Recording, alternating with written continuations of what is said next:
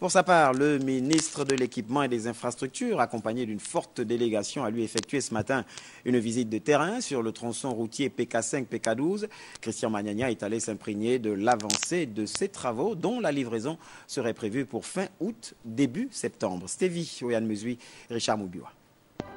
Un réseau routier bien construit et bien entretenu est essentiel à la croissance économique et à la lutte contre la pauvreté dans les pays en voie de développement.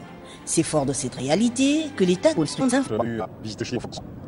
le début de réalisation de l'ensemble de la route nationale 1.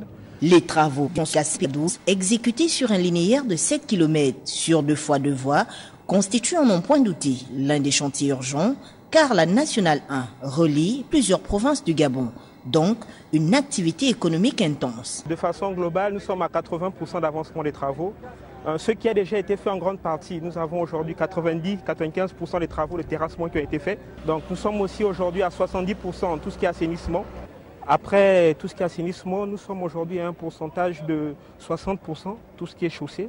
Donc c'est la construction des structures de chaussée, donc couche de fondation, couche de base et couche de roulement. Aujourd'hui, la fin prévisionnelle des travaux, c'est pour fin août, début septembre.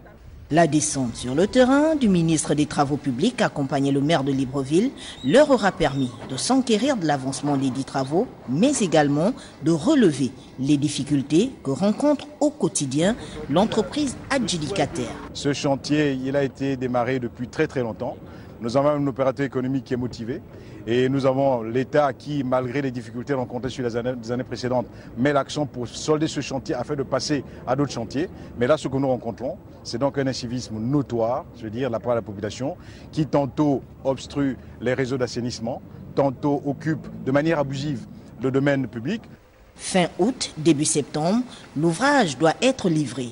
Le membre du gouvernement a dit prendre toutes les dispositions qui s'imposent pour que cette voie obéisse aux normes exigées.